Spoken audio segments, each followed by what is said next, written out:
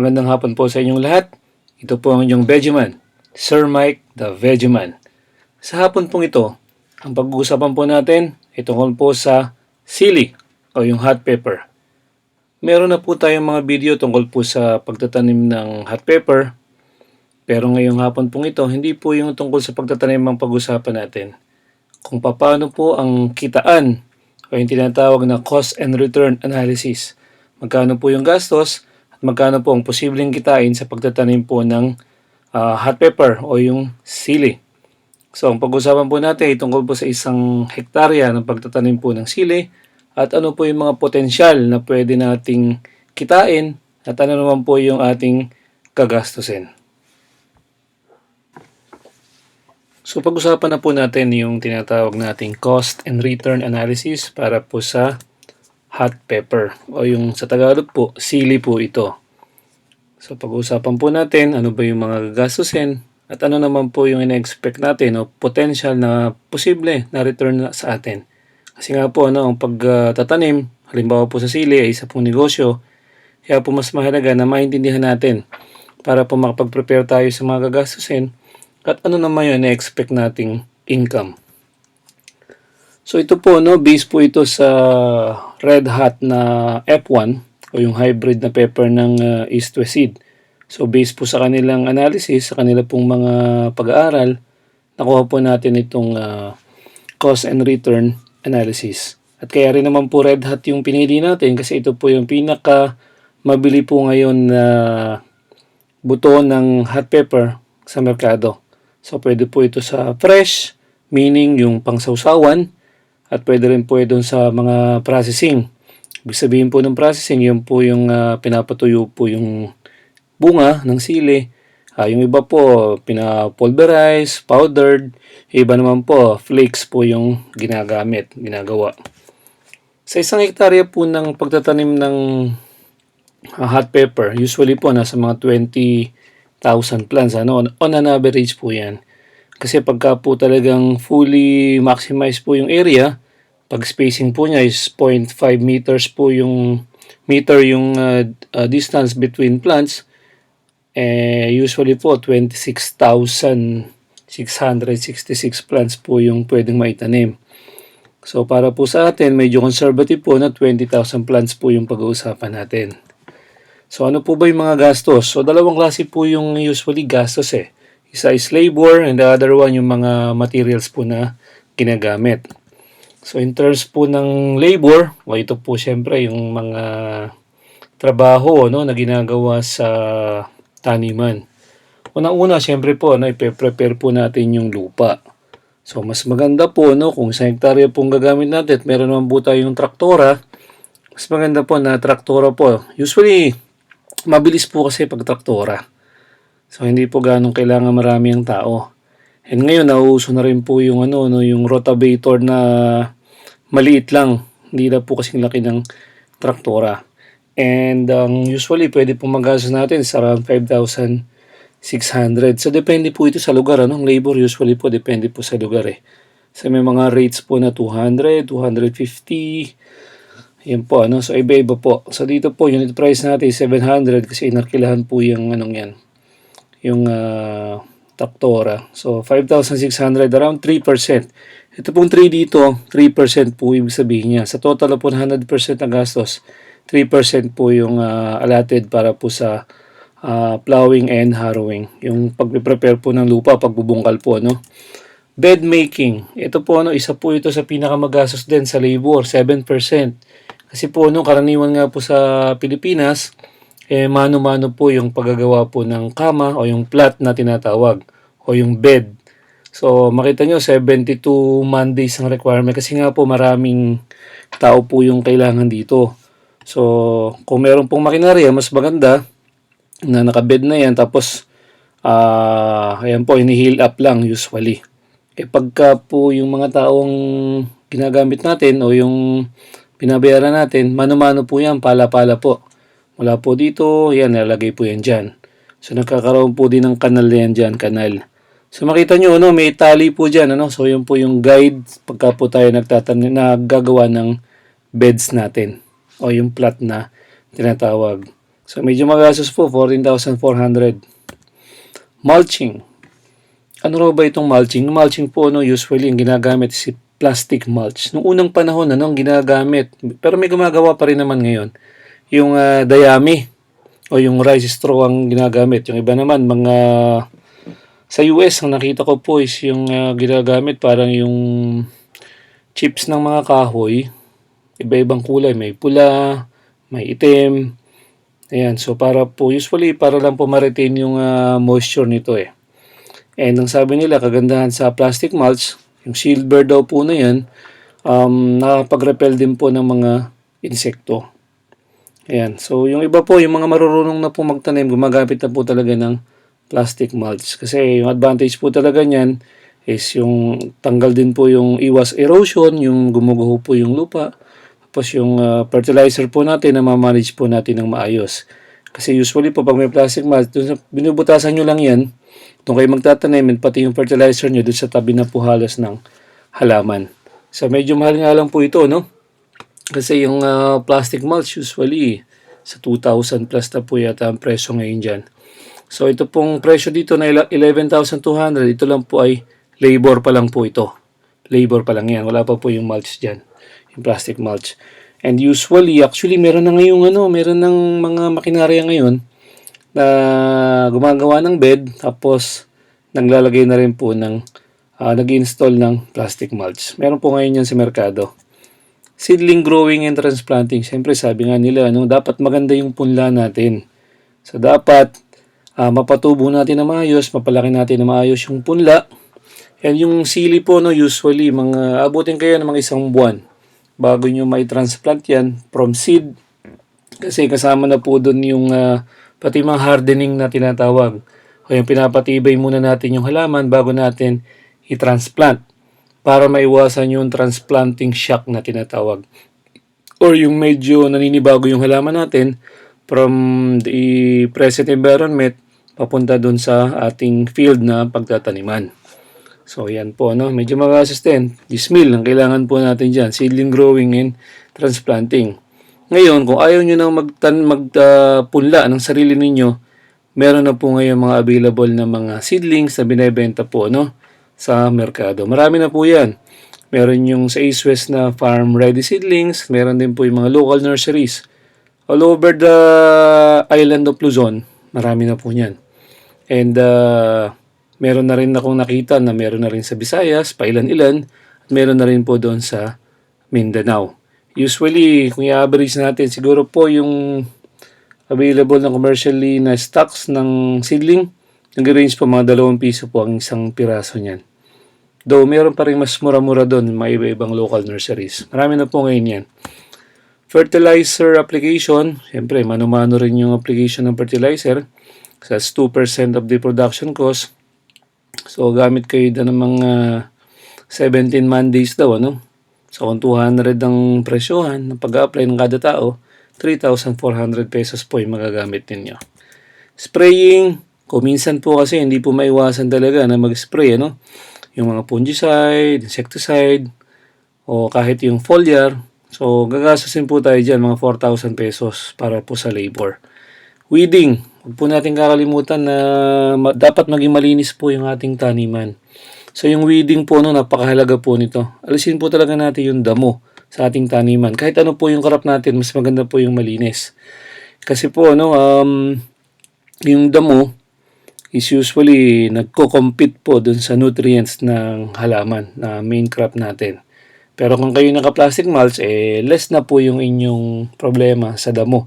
Kasi hindi po tumutubo yung damo kapag po mayroong plastic mulch. So, 7,400 po estimate na gastos dyan. Siyempre po, ito na po yung pinakamahalaga sa lahat. Harvesting and sorting. Sabi po nila, medyo mahirap daw mag-harvest ng sili, pero sanayan din po, usually, yung iba kinakamay, yung iba ginugunting po, para daw po hindi masira yung tangkay o yung mga sanga niyan. Kasi minsan, pagkahila na ng hila, nasisira din po yung tangkay, So, ang gastos po dyan, siyempre, medyo mataas din kasi medyo maliliit po yung sili. Marami po kayong kailangan bago po produce po ng 1 kilo dyan. Sa 10,000 pesos, around 5% po ng ating total production cost. So, yun. Ang total po natin, lahat ng labor, pagbabayaran ninyo, no? Pagka tinotal po natin yan, 74,600 pesos. As 36%, more than 1/3 ng total production cost. Labor po. Labor talaga. Kaya yung iba talagang gusto mag-mechanize na po sa pagtatanim. Ngayon, sa mga materials, sabi nga natin, 36% yung labor. So, 64% naman yung mga materials natin. Yung buto, huwag po natin tipirin ng buto, no? Kasi sabi nga nila, kung ano yung itinanim mo, hindi na nga anihin mo. So, mas magandang klase ng buto, maganda germination, maganda yung quality, para po mas nakakalamang po tayo na sigurado po yung ating production. Nakalagay po dito 10 lata, no? 25 grams. Ito po ay medyo sobra na po ito. Kung nagsisimula kayo, okay na rin ito, ganitong karami. Pero usually po, no, nasa mga 7 hanggang 8 lata lang po yung talagang ina-advise. Kasama na po doon yung mga mortality, yung mga mamamatay na halaman para po meron kayong buffer. So ito po, 5% ng inyong total production cost ang buto ninyo. So huwag po nating tipirin yan. Fertilizer, usual lang po yung mga fertilizer na ginagamit, 3-14, mga 10 bag. Muriato Potas o 0060, 2 bag. Mas konti po ito kasi usually ginagamit po yung 0060 pagka po yung magbubulaklak at magbubunga na po yung ating tanim. Yun po yung kanyang purpose, Ito naman pong 3-14, sa simula pa lang po ginagamit na yan kasi kailangan po doon sa vegetative, yun po yung nagdadahon, yung mga nitrogen, yung ayan. So para po dun sa iba, ano ba yung 3-14? 14 is nitrogen, 14% ng phosphorus, 14% ng potassium. Kaya po yan 3-14. Or sa ibang term, ang tawag dyan is complete. Kasi complete na po na macro elements na NPK. 0060, so potassium lang po yung meron dito. 0060 para po sa pagbubulaklak at pagbubunga. Urea, 4600. Ayan. Ito naman po usually ginagamit po sa simula. Kasi kailangan po dun sa dahon. Para po mas maging berde po yung halaman natin, urea po yung ginagamit. 4600.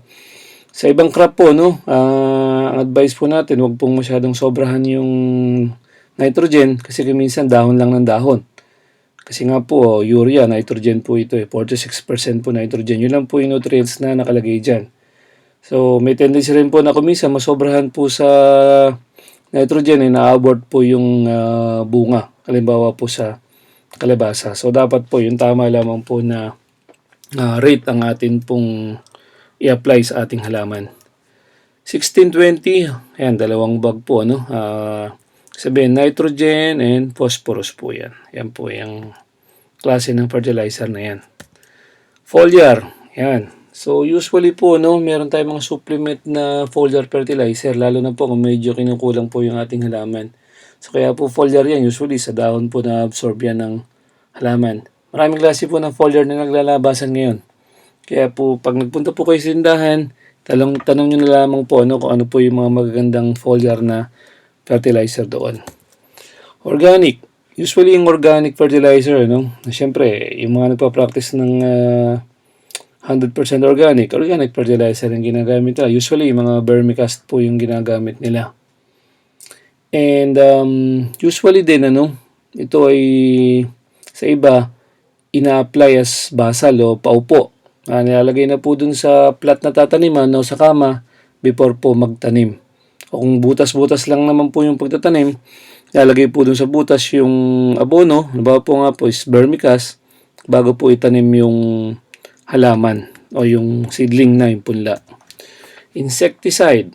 Sa panahon po natin ngayon, para po tayo makapag-produce ng mas marami, mga kaibigan natin mga farmer, talaga pong insecticide ay ginagamit nila, lalo na po dun sa iba't ibang klaseng mga insekto na naglalabasan po ngayon. Kasi kumisa wala na nga pong pahinga yung halaman, yung ating taniman. So palipat-lipat lamang po yung mga insekto dun sa field. And pag pinag-usapan po natin yung sili, usually po ang problema dyan, umatake, red spider mites. Ito po yung itsura niyan. Ito po hindi nyo ganong makikita ng naked eye ninyo, no? So, minsan kailangan po natin ng lente o yung lens. Kasi medyo maliliit po. Pero usually kulay pula po, kaya po red ano, no? So, yan po yung itsura niyan pag sinilip nyo po sa lente o kaya po sa microscope. So, lahat po ng pinag-uusapan natin ano, na tungkol po sa mga sakit, mga insekto, pwede nyo pong bisitahin yung sa East West Seed na site, yung Plant Doctors Online. So, ang site po niyan, ano, yun po yung plantdoctor.eastwestseed.com. Ayan, meron po tayong isang video dyan tungkol po dyan sa Plant Doctors Online. Marami po kayong matututuhan dyan. So, hindi ko na po ito i-detalye sa ngayon. Bisitahin niyo po yung ating, yung site po na yan, ano, yung Plant Doctors Online. O yung site po niya is plantdoctor.eastwestseed.com. Marami po kayong matututuhan dyan. Kung ano po yung mga sakit, mga insekto, and paano po yung kada crop po yun. Each per crop na po yan. So, nandun na rin po yung mga recommendation doon. Yan.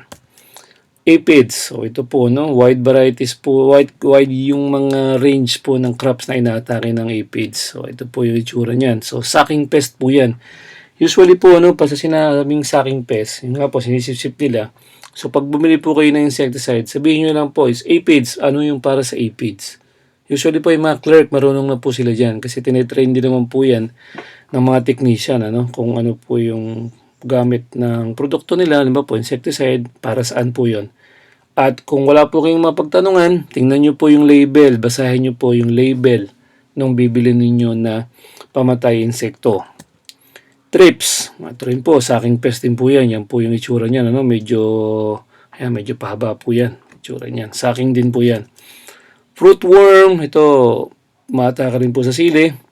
At marami pa pong ibang worm na umatake naman sa iba't ibang klase ng crop. Pero sa sili po, meron din pong uod na tinatawag. Medyo madali lang pong kontrolin yung uod eh.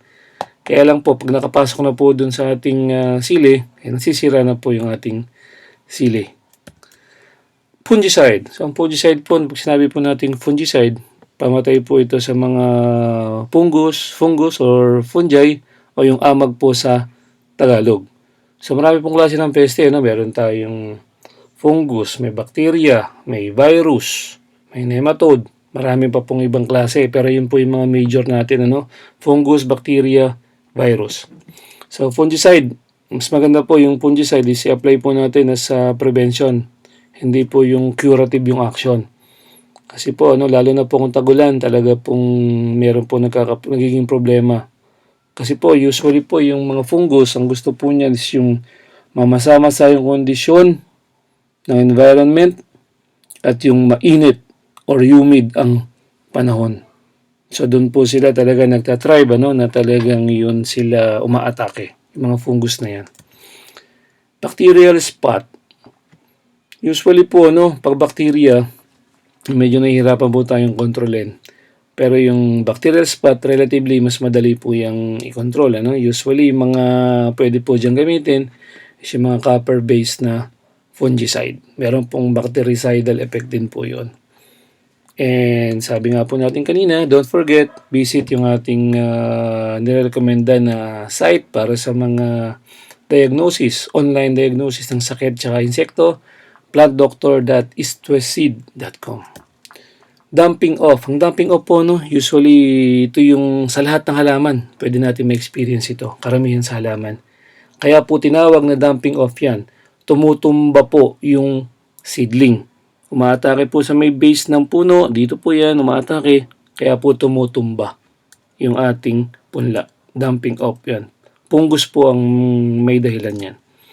Powdery mildew, o para pong pulbos, yun lang po ang basic description niya, pulbos, powdery mildew. Fungus din po yan. So pag bili niyo po sa tindahan, tanong niyo para dito sa powdery mildew. Meron pong fungicide para dyan. Southern blight, fungus pa rin po ito. Ang karakteristik naman po niyan, usually namumuti-muti po itong ilalim. Meron po parang bilog-bilog dyan na nakikita dito po yan. Yan, namumuti po yan. Fungus pa rin po yan. TMB, ito ang mahirap pong kontrolin. No? Pagka po nagkaganito po yung ating tanim, posible po na magiging stunted, bansot po yung halaman, and maaring hindi na rin po magbunga. Ang tanong, meron po bang sagot sa pang-control sa virus, wala po. Usually po yung vector o yung nagdadala po ng sakit ang ating pong kinokontrol. Usually yun po yung mga insekto. Usually sucking pest po yun. Anthracnose, ito po yung grabe po talagang umatake, no? Sa lahat ng klase ng sili, anthracnose. So kung minsan hindi natin agad nakikita yung infection, yung simptomas, pero nandoon na po talaga sa halaman yon. At yan po ang pinakamatinding na experience na 2 years ago ng ating mga magtatanim ng sili, yung anthracnose. So dapat po, no, mag-spray po talaga tayo ng fungicide pagka po yung malumigmig po yung panahon. Kung gusto po natin talagang protektado po yung ating halamang sili. Cercospora leaf spot, yan din po isang klase ng fungus. Yan po yung itsura niya. Parang bilog-bilog po, no?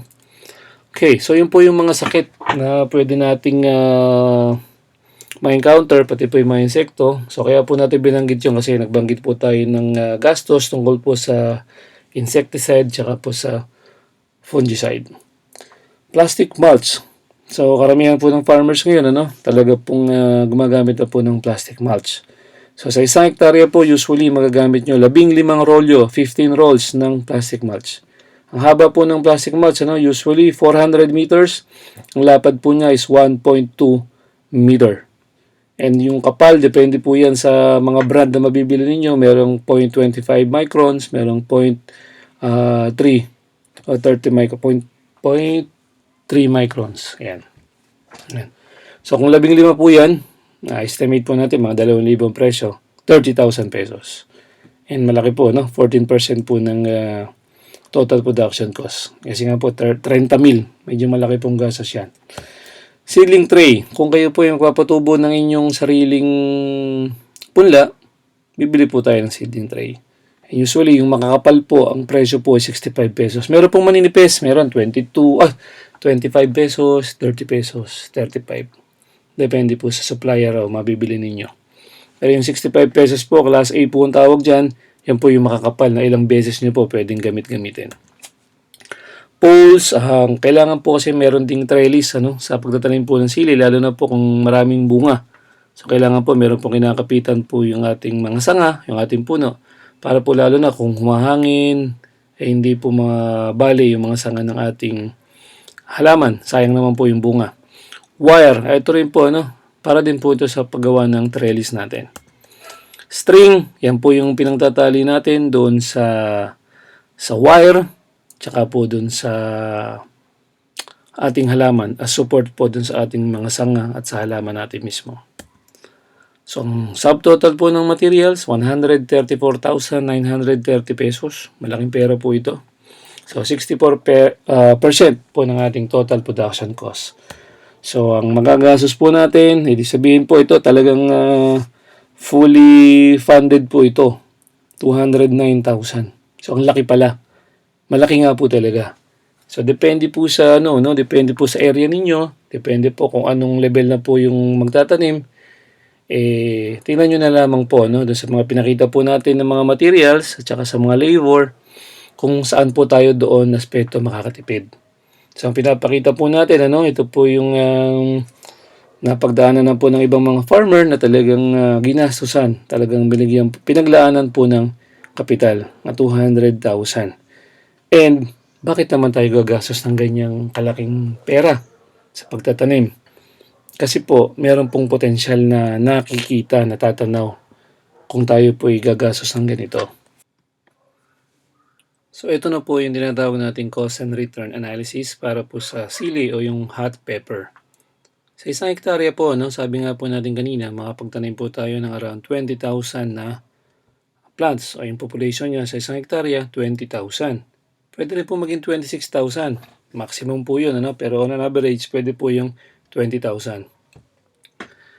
Ang potential yield po ng isang red hot pepper ay lumalabas daw po na 1.5 kilos per plant. So isang puno po, mga 1.5 kilo po ang makukuha natin na potential, posible.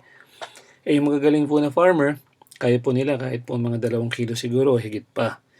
Ngayon, pag minultiply po natin yan, yung population, dun po sa harvest po natin o yield per plant, bibigyan po tayo niya ng 30,000 na kilos, 30,000 kilograms o 30 tons.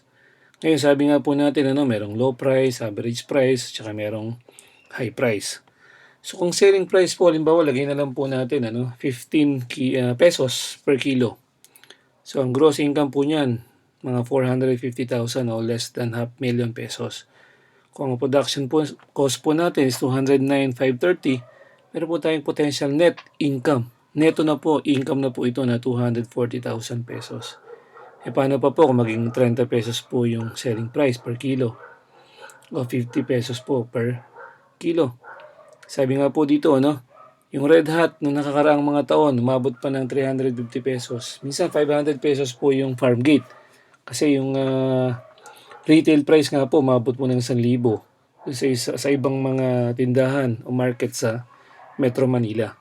So talagang medyo malaki po yung potensyal sa pagtatanim po ng sili o yung hot pepper. Kaya naman po pala, marami po yung naiengganyo na magtanim po ng sili. Kasi grabe po yung return eh. Malaki rin po yung production cost. Sabi nga natin, 209,000.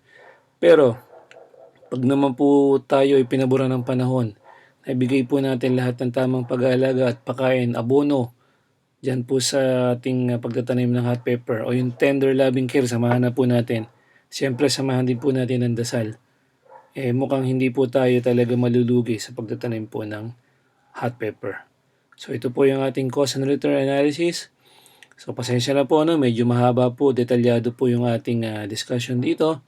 Kasi pinasadahan din po natin ano yung mga gagastusin, ano po itsura ng mga materials. And sana po meron po kayong natutuhan sa panonood po sa ating video na lecture po sa inyo ngayong hapon ni Benjamin, Sir Mike the Benjamin.